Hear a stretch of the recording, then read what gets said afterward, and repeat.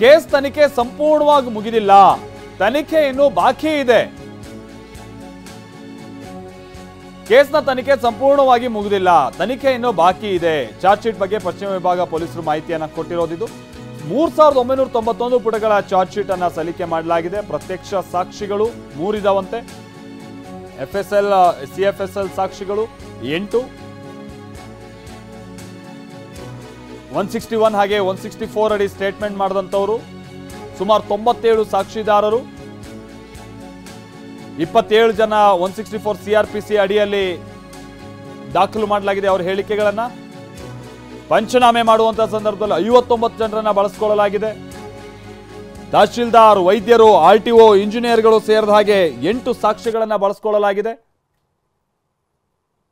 56 ಮಂದಿ ಪೊಲೀಸರುಗಳು ಕೂಡ ಸಾಕ್ಷಿಗಳು ಸೇರಿದಾಗೆ ಒಟ್ಟು 231 ಸಾಕ್ಷಿಗಳನ್ನ ಇಲ್ಲಿ ಉಲ್ಲೇಖ ಮಾಡಲಾಗಿದೆ ಅನ್ನುವಂಥದ್ದು ಗೊತ್ತಾಗ್ತಾ ಇದೆ. ಒಂದೆರಡಲ್ಲ, 231 ಸಾಕ್ಷ್ಯಗಳನ್ನ.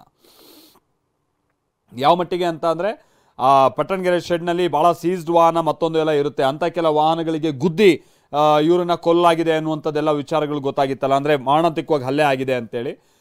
ಅದಕ್ಕೆ ಪುರಾವೆ ಕೊಡುವಂಥ ನಿಟ್ಟಿನಲ್ಲಿ RTO ಗಳ ಸ್ಟೇಟ್ಮೆಂಟ್ ಅನ್ನ ಮಾಡ್ಕೊಳ್ಳಲಾಗಿದೆ. ತಹಶೀಲ್ದಾರ್ಗಳಿಗೆ ಸಂಬಂಧಪಟ್ಟ ಹಾಗೆ ಅವರ ಉಪಸ್ಥಿತಿ ಅನ್ನುವಂಥದ್ದು ಇದ್ದೇ ಇರುತ್ತೆ ಮಹಾಜರ್ ಮಾಡುವಂಥ ಸಂದರ್ಭದಲ್ಲೆಲ್ಲ. ಸೊ ವೈದ್ಯರುಗಳು, ಇಂಜಿನಿಯರ್ಗಳು ಅವ್ರ ಸಾಕ್ಷಿಗಳನ್ನು ಕೂಡ ಇಲ್ಲಿ ಹೇಳಿಕೆಗಳನ್ನ ದಾಖಲು ಮಾಡಿಕೊಳ್ಳಲಾಗಿದೆ. ಪಂಚನಾಮೆ ಮಾಡುವಂಥ ಸಂದರ್ಭದಲ್ಲಿ 59 ಜನರನ್ನ ಬಳಸ್ಕೊಳ್ಳಲಾಗಿದೆ. 27 ಜನರನ್ನ 164 CRPC ಅಡಿಯಲ್ಲಿ ಸಾಕ್ಷಿಗಳು ಅಂತೇಳಿ ಅವ್ರ ಹೇಳಿಕೆಗಳನ್ನು ಪಡೆದುಕೊಳ್ಳಲಾಗಿದೆ. ಹೀಗೆ ಒಂದೆರಡಲ್ಲ, ಬಹಳ ಅಚ್ಚುಕಟ್ಟಾಗಿ ಇಲ್ಲಿ ಚಾರ್ಜ್ ಶೀಟ್ ಅನ್ನು ತಯಾರು ಮಾಡುವಂಥ ಪ್ರಕ್ರಿಯೆ ಆಗಿದೆ. 3 ಪ್ರತ್ಯಕ್ಷ ಸಾಕ್ಷಿಗಳು ಅನ್ನುವಂಥದ್ದು ಇದೆಯಲ್ಲ, ಇದು ಇಲ್ಲಿ ದರ್ಶನ್ ಅವರಿಗೆ ಹೆಚ್ಚಿನ ಕಂಟಕವನ್ನು ತಂದಿಡ್ಬೋದಾ ಅಂತ ಚಾನ್ಸಸ್ ಇದೆ. ಅವ್ರು ಮಾಡಿರ್ಬೋದಾ ಅಂತ ಸ್ಟೇಟ್ಮೆಂಟ್ಗಳು ದರ್ಶನ್ ಆ್ಯಂಡ್ ಗ್ಯಾಂಗ್ಗೆ. ಆ 3 ಮಂದಿ ಪ್ರತ್ಯಕ್ಷ ಸಾಕ್ಷಿಗಳು ಅಂತ ಇದೆಯಲ್ಲ, ಅದು ಇಲ್ಲಿ ಹೆಚ್ಚಿನ ಕಂಟಕವನ್ನು ತಂದಿಡ್ಬೋದು.